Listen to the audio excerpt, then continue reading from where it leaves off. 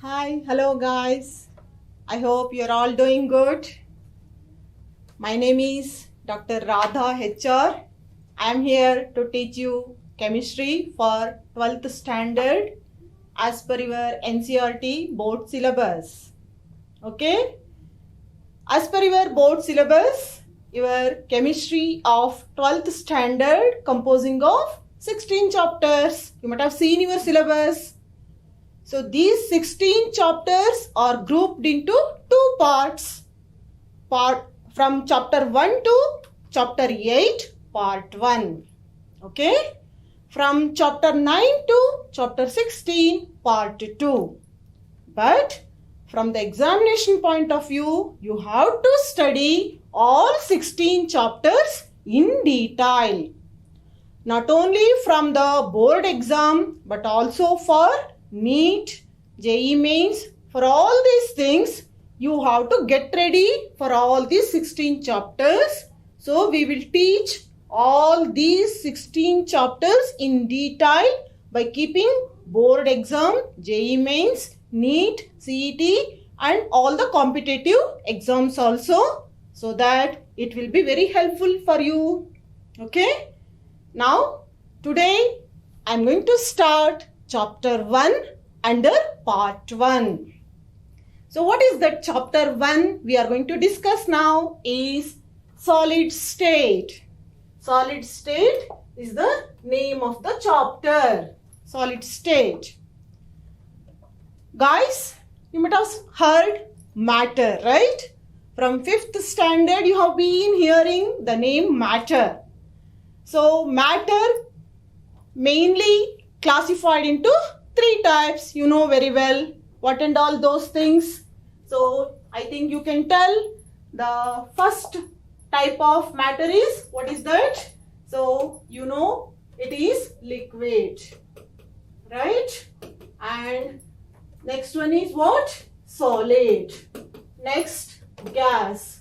Or else you can say matter exists in 3 forms. One is gaseous form, liquid form and then solid form. As you know, all these things. So in our daily life, compared to all these 3 forms of matter, we are using most extensively. So here the matter which we are using is solid. That is the most extensively used matter. That's what we are going to study. What do you mean by solid? And what is the main arrangement that contributes the matter to exist as solid? And what are the characteristics of the solid? So in detail, we are going to discuss under this discussion. Is it okay? Okay. Now, guys, look at this diagram here. What you are observing on this board. So actually here some circles are there. You can able to see that one, right? Now these are the points where I am arranging constituent particles. Now I am talking about what? Constituents. What do you mean by constituents? Here, guys, you can consider either ions, atoms or molecules. So all together we call it as constituents. Okay. You can arrange these constituents at this position such a way that how they are arranged, so closely arranged. Literally there is no separation at all between the constituents. So in a 3-dimensional form, all the constituents are so closely packed.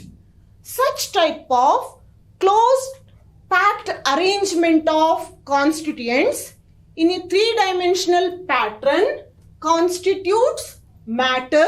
That matter we call it as a solid. I hope you are understanding. Now what do you mean by a solid? Means it is a close packed arrangement of constituent particles. That's it in a simple way. Okay. Now this close packed arrangement in the matter makes this solid to exhibit certain properties. What and all those characteristics that we are going to discuss. I hope you are understanding what I have been explaining here, right? Okay, now here, because of this close packed arrangement, you can say here it has got cube structure. Shape you are defining, it is having only cube structure like that, and volume also it is occupying certain definite volume. Obviously, I can say when you weigh out the substance, if you get 13 kg, that means mass also. For example, I am telling. So, due to close packed arrangement, solids exhibit what? Definite mass. Or else, what you can tell? Solids have definite mass, shape and volume. That is the first characteristic of this solid. So what is the first characteristics of solid? It has got definite mass. And then what? Second one is what? Shape. Third one is what? Volume. So like this, these solids have got these three characteristics, specific characteristics. These are all due to what? Close packed arrangement of constituent particles. I hope you understood. Now, because of this close packed arrangement, there is a strong intermolecular force of attraction. So, when there is a strong interparticle attraction is present, you cannot break it easily. For example, you assume, I have taken this stapler, please observe here. Can I able to break it just by bending? No. If at all, if I want to break it, what I have to do? I have to apply very high external mechanical force. Yes or not? I cannot break it. Any matter, if you can't able to break it easily, what do you call it as a rigid? Okay? So, what you can say here, this solid is highly rigid type of matter. Why it is rigid? I think now you can tell. Because of close packed arrangement of what? Constituent particle. Very simple. And then again, I am taking this one only. See, even though I am applying external pressure, can I able to compress? Can I able to bring down the shape or volume? No, because the particles are so closely packed, so it is incompressible. So what is the second characteristic? It is incompressible and highly rigid. So what you can say here, due to the close packed arrangement of constituent particle, solid is exhibiting its own characteristics. So we have studied what? It is highly rigid and incompressible. Like this, these are the characteristics of what? Solids. And then here, please look at this structure here. See, based on the type of arrangement of constituent particles. Now, these solids can be classified into two types.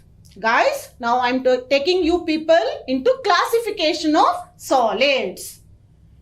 On what basis we are going to classify means based on the pattern of arrangement of constituent particles. See, for example, at home, you know very well, to give taste to the food, you are using one simple substance. Common salt, you know that one, right? What is the chemical formula of common salt? NaCl, sodium chloride. So in the rock form also you are using, right? Or else in the powder form also you are using. You know that one. Both are composing of what? Sodium chloride, NaCl only.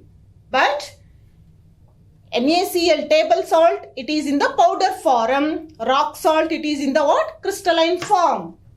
So now, based on the arrangement of constituent particles, solids are classified into two types. One is known as, what do you call? It is crystalline solid. Okay.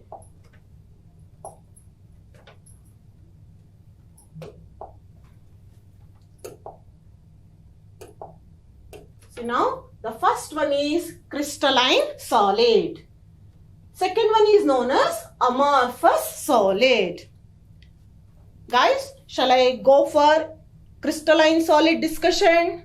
Now, what constitutes solid to act as crystalline? That we are going to discuss now. See, for example, you assume these are the spheres I have written over here. In order to allocate what exactly constituents, I have taken these spheres. These are empty spheres like that you assume, or positions. Now, in these spheres, I am going to accommodate the constituents of the compound such as NaCl, sodium chloride. Guys, you please observe, when I take NaCl, what are the constituents of NaCl? Na plus and then what? Cl minus. In the ionic form, I am choosing here. Now, to make my explanation simple, instead of telling Na plus and Cl minus, now I am going to say Na plus as A and Cl minus as B. Okay, from now onwards. Now, here in the first sphere, I am going to place Na plus. See here, I will write A. In the first sphere, I am accommodating A. A means here what? Na plus. Next, in the second sphere, I am going to accommodate Cl minus, that is B. I am writing here. Now, I have written A, B again. Next one is A. That means after B, I am accommodating A. Now, I think now you are guessing what I am going to write now. Next one. Yes, you are correct. So, now I am going to accommodate what? B. I think you are following. So, next, what exactly? A, B, next, B, A. What I am going to do here? Two individual constituent particles, say Na plus Cl minus, or A and B, I am arranging in an ordered manner or in the ordered pattern. After A, B, after B, A, then after B, A, then B, like that. So, such type of ordered arrangement of constituent particles where you will come across in the solids, such solids we can call it as crystalline solids. Very simple. Now, you can tell now, what do you mean by crystalline solids? It's a type of solid wherein the constituent particles are arranged regularly and in an ordered manner. Such type of regular arrangement of constituent particles you will come across in a solid. That solid we call it as a crystalline solid. I think there is no doubt at all. You have understood whatever I have explained till now. Yes, good. Now, I am going to take up the second type of solid. What is that? Amorphous solid. Now, what do you mean by amorphous? What makes that solid to exhibit this amorphous nature? That we are going to study. Okay? Now, look at this structure here. See, in this amorphous solid, again, you assume that I have taken sodium chloride only, NaCl. What are the ionic forms of sodium chloride? You know very well.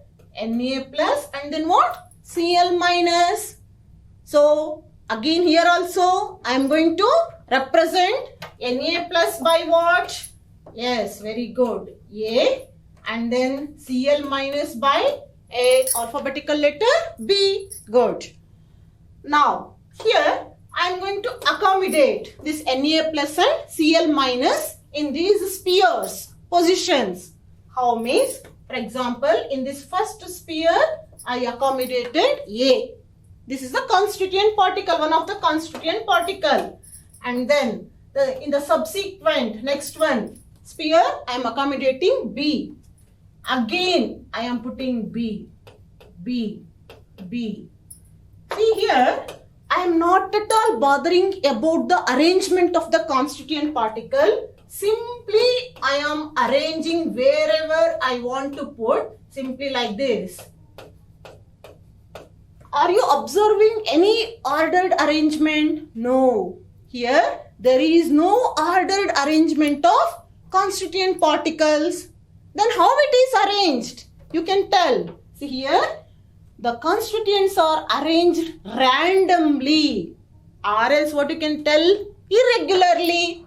For example, in the classroom, okay, in the first desk, if 3 students are sitting, in the next desk, maybe 1 student, third desk, no student at all, fourth desk, 5 students. What happened? Throughout the classroom, benches are there, but students are not made to sit orderly. Randomly, wherever they want to sit, they are occupying the position.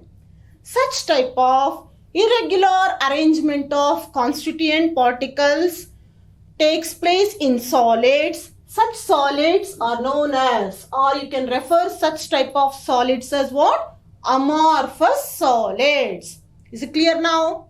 Now what do you mean by amorphous solid? It is a type of solid in which the constituent particles are irregularly arranged. So such type of solids we call it as a amorphous solids. I hope you understood all these things, right?